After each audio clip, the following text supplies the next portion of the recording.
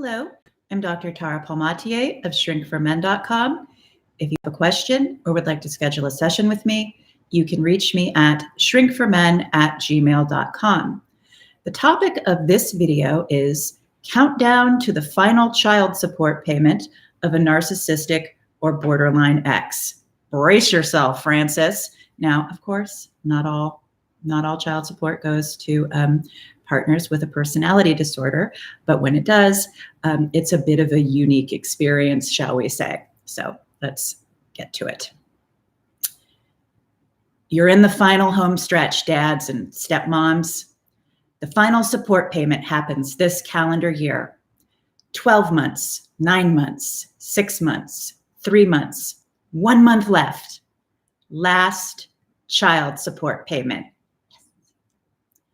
Of course, like most loving fathers, you've happily provided for your children, but let's be real. Child support, particularly large awards, isn't exclusively spent on food, shelter, and educational expenses for the kids. It's pocketed by the parent whose name appears after paid to the order of. There's neither oversight nor accountability for how child support is spent by the recipient, typically the mother, on behalf of the children. For many men, child support is really another form of spousal support. This is especially true of dads who share children with narcissistic, borderline, and/or undiagnosed garden variety entitled hostile dependent, voluntarily unemployed or underemployed moms, many of whom, at least with my clients, are college graduates or have advanced professional degrees. A fair number of my clients are dragged back to family court year after year by exes seeking child support increases. Tax records are subpoenaed in the event dad received a 3% raise. Demands are made for the stepmother's tax returns. Sometimes the money spent on legal fees is greater than the potential child support increase. Think about that, okay? That's nuts. It's nuts, and it's a waste of our court's time. Oftentimes, the support increase is not based on the needs of the children, but rather the pathological entitlement of the mother. And look, I'm not saying that all women who seek child support increases are like that. Obviously, there are men who hide finances. I'm talking about a very specific subset of the population, a clinical subset, so please don't personalize this if it doesn't apply to you. Okay. Even worse, many of these women would have been inclined to a 50-50 custody share if there wasn't a financial incentive to have more than 50% custody, or mightn't have fought as hard against it. In most states, more custody equals more money. Some women do their darndest to retain physical control of the children to maintain financial and psychological control of their exes. The parent who controls the kids can control the other parent. Children make the best hostages and weapons for angry, spiteful, extortionist exes with an axe to grind.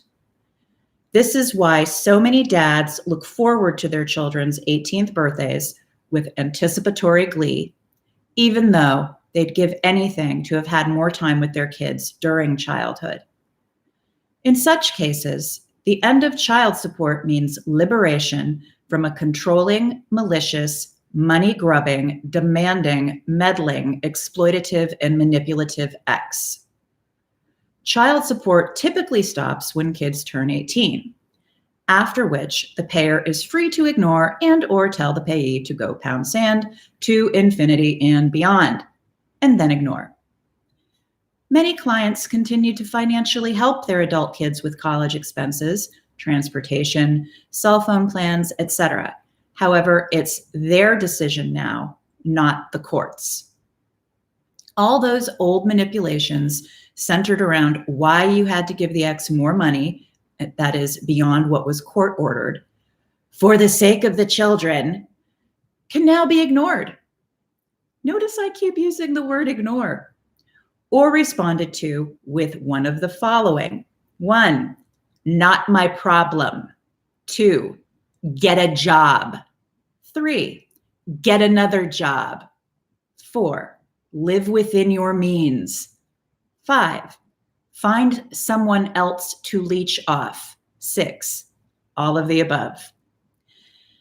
Now, as tempting as replies 1 through 6 may be, the best response is to tell the ex her money issues are no longer your concern, and then ignore. Better yet, block. Now that the kids are technically adults and no longer governed by the custody order, they're free, theoretically, to have relationships with you without mommy in the middle. Mommy will likely continue to try to be the gatekeeper. However, she can be ignored on this front too. This may require a firm but loving discussion with your adult children regarding what kind of relationship they want to have with you moving forward, but more on that later. So congratulations. Your court-ordered financial obligation to the ex, the kids, is nearly over. Don't pop the cap on your celebratory microbrew just yet, though. Hostile dependents, like the ex, usually don't relinquish control and unearned income with dignity, maturity, and gracious acceptance. When has a narcissistic or borderline ex ever been dignified, mature, and gracious when told no or required to do their own work? After all you've been through with her, do you really think it was going to be smooth sailing? Now let's talk about control issues, abandonment issues, and entitlement issues. Oh my. Just because child support is going away doesn't mean the ex's issues are going away too, if only. In fact, her issues are likely to become more heightened as the end of child support looms into undeniable view. You can pretty much count on her making an orc army at the Black Gate of Mortar-like effort to keep the cash flowing in her direction. There are 4 underlying dysfunctional personality characteristics that drive narcissists, borderlines, etc., which I call the fearsome foursome. They include professional victim identity, entitlement, control freakery, and emotional reasoning. First, professional victim identity.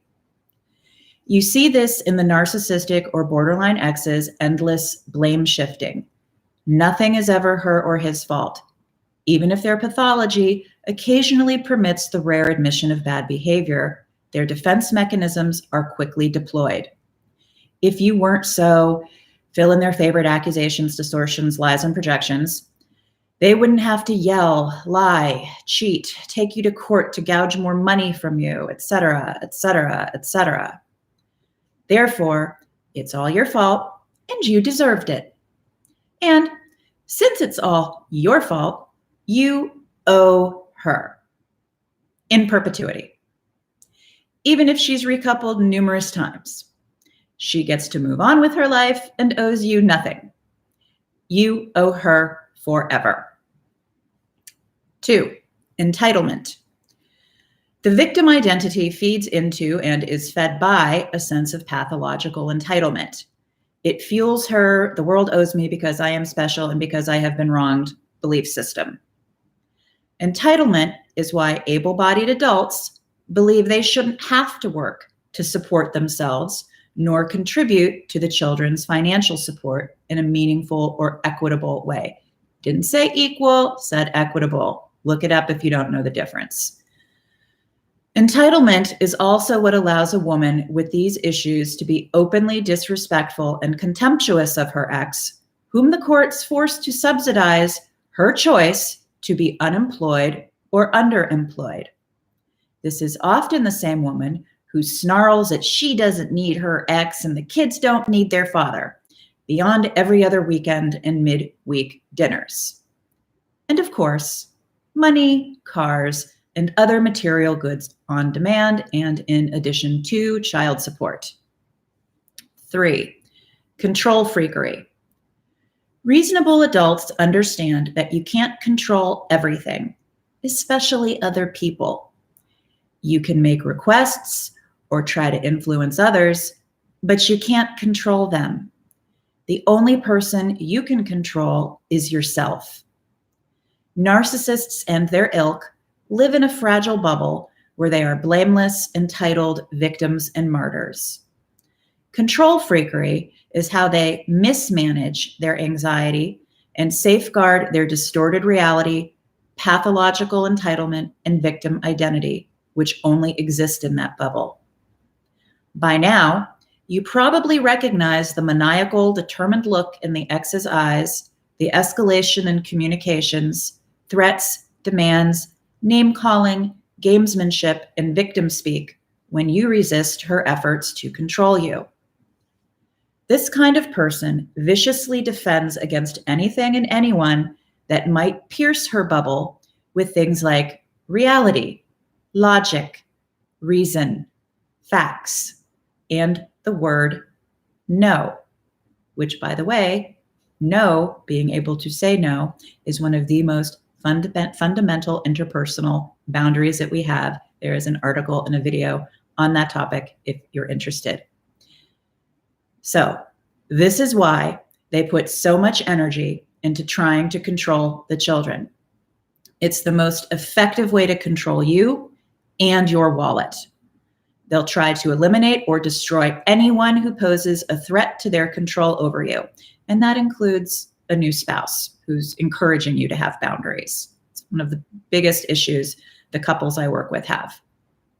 So, as I said, that includes you, new partners, your friends, and family members. Even if the ex is remarried, you're expected to remain in bondage to her, ready to comply and serve. She expects this to continue after the kids turn 18 and may become outraged and unhinged when it doesn't. Abandonment fears also drive control freakery.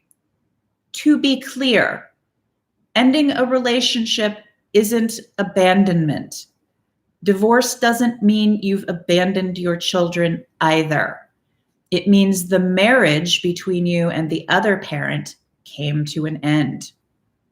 The end of child support is experienced as another form of abandonment. This is, of course, nuts, but then all of this stuff is.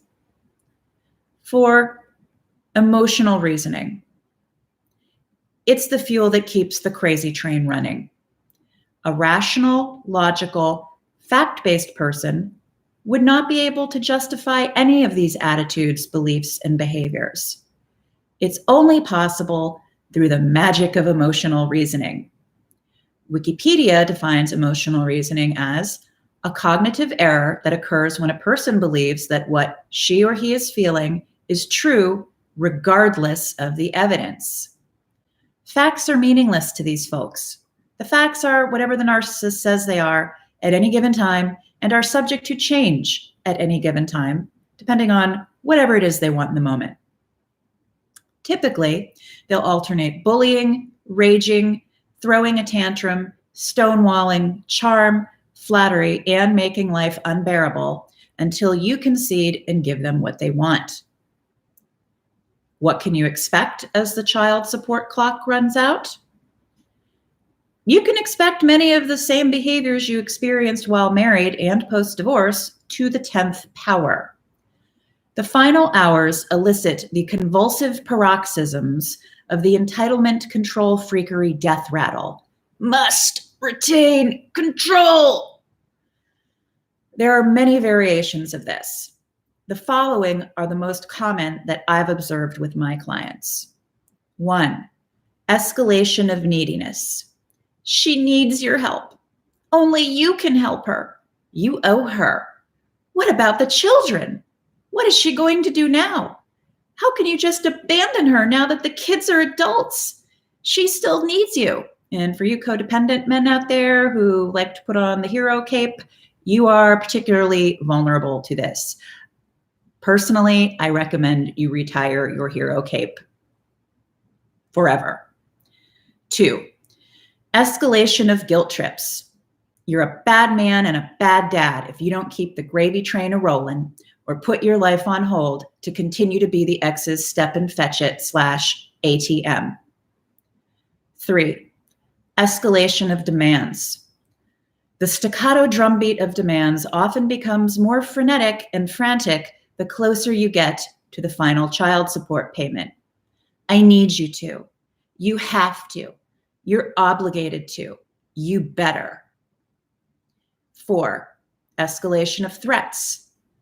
If one of these threats is to take you back to court within 6 months of the final payment, hang up on her. Okay, hang up on her after you stop laughing your butt off. 5, escalation of money grabs. Expect to be nickeled and dimed for every possible child expense, no matter how remotely connected to the children, in addition to child support. There may also be big money grabs, for example, cars for the kids, or encouraging a child to attend a more expensive college. This kind of individual often sees their kids as extensions of themselves. As such, she may continue to try to gouge you via the kids. It's about taking your resources from you, even if she doesn't directly benefit. 6, escalation of parental alienation. Sorry, I'm having a difficult time speaking today. Parental alienation usually doesn't stop when the kids become adults either, I am very sorry to say. This type of mother may try to stay in the role of gatekeeper of the kids in order to use their relationship with you to continue to manipulate, control, and exploit, or continue to put the kids in the middle by having them act as her money request emissaries, hoping you won't be able to refuse the children now that you're refusing her. 7, sabotaging the child's transition to adulthood. Insisting the kids live at home while attending school to extend child support, for example. And in some states, this is the law, which is frankly a pet peeve of mine. Marriages that stay intact, those parents aren't obligated to fund their child's college tuition. So I don't think it's reasonable to demand that a divorced parent fund their child's college education, particularly if that parent isn't capable of it, or if the child has refused to have a relationship with the parent. You know, no relationship, no financial perks. That's my view.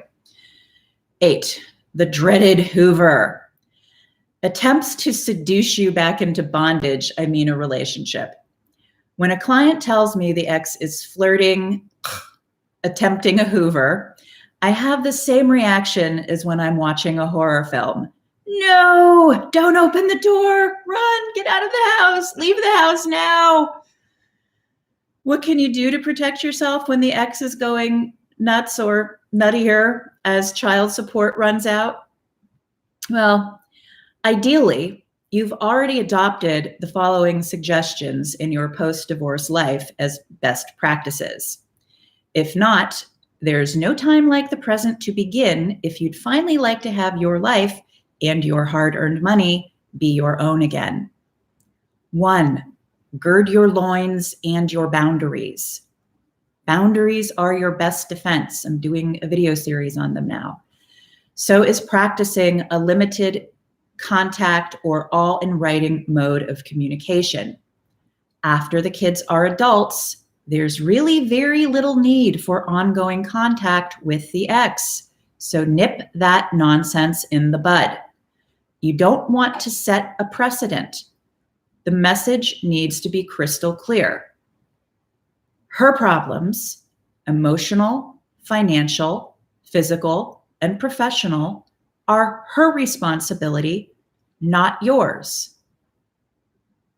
2, deal with your codependency. Feeling guilty won't kill you, but continued ex-related stress, a lack of retirement savings, and adequate healthcare coverage just might. Tell the ex no. She can't take you back to court anymore. Better yet, block her. If she finds other means to contact you, ignore her. What are you feeling guilty about anyway? Wanting to be healthy, to be free, and to keep the resources you earn? Feel the guilt and say no anyway. Have faith that with time and no contact, these feelings will pass. 3, stop worshiping at the altar of the golden uterus. She's the mother of my children is an example of you guilt-tripping yourself. So stop it. Yes, the ex birthed the kids, which is a biological act performed by dogs, monkeys, fish, birds, snakes, etc. This is also the same person who disrespected you to the children, undermined you as a parent, withheld the kids from you, denied you equal parenting time for a bigger child support payment, and repeatedly dragged you back to court out of spite and entitlement. She incubated the children. So what? Good moms don't do any of the things I just listed.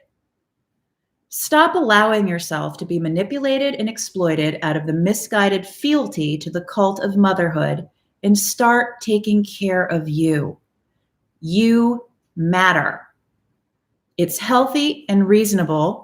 Sorry, Google Calendar just hijacked my screen. I gotta stop using Google, which would mean stopping using YouTube, but I'm really sick of them too. I guess I just demonetized myself. Excuse me. Stop allowing yourself to be manipulated and exploited out of the misguided fealty to the cult of motherhood and start taking care of yourself. You matter. It's healthy and reasonable to put yourself first. Next time she tries to play the "but I'm the mother" card, tell her to petition the Smithsonian Institute to commission a gold-plated sculpture of her uterus. Then tell her to get a job. Better yet, stop taking her calls and responding to her emails, full stop. Or, if some communication is required for college-related stuff, ignore the money handout requests. Ideally, the children can communicate their needs to you now, not their mother.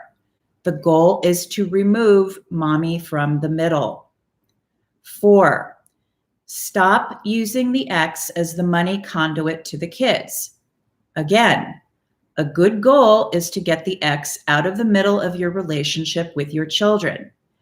If you want to help your adult kids with college tuition, school books, car payments, cell phones, etc., pay the institutions directly, not the ex or the kids.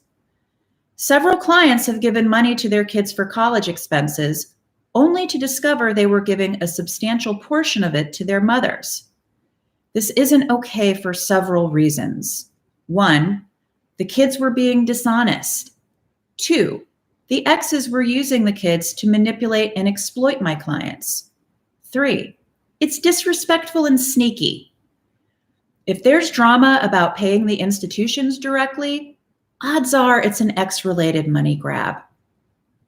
5, or a control issue. 5, or both. Prepare for a tough conversation with the kids. If your children are allowing themselves to be used or volunteering to manipulate you on their mother's behalf, it's time for a come to Jesus heart-to-heart. Some adult kids willingly become flying monkeys for their mothers. Sadly, they've likely developed similar personality traits or disorders.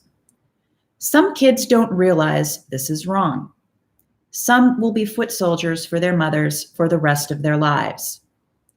Tell your kids as compassionately and firmly as possible that these behaviors are unacceptable. Their mother is an adult, and it's her responsibility to support herself. If your kids want to give her the money they earn, that's up to them. However, it's not okay for them to guilt you or tie their relationship with you to your willingness to continue to be manipulated, abused, and exploited by proxy. Additionally, after years of child support and spousal support, you may be one of the many men who aren't in a position to financially help your kids. If the kids were taught by their mother that your primary value to them is monetary, this will be a tough conversation. They may see your unwillingness and or inability to keep the Bank of Dad ATM open for business as a lack of love. This is screwed up, and I'm sorry if this is a situation you find yourself in. Figure out what kind of relationship you want to have with your kids now that they're adults and your court-ordered financial obligations are over. Discuss it with them. Ignoring it won't make it better. Best case scenario, the kids will build healthier, less transactional relationships with you over time. Worst case scenario, they'll disappear from your life if you're no longer supplying them with money. It's heartbreaking to contemplate, but is that the kind of relationship you want to continue to have with them? Okay, now that you're better prepared, let the anticipatory celebrating recommence. Again, I'm Dr. Tara Palmatier of shrinkformen.com. If you have a question or would like to schedule a session with me, you can reach me at shrinkformen@gmail.com. Thank you for watching and have a good day.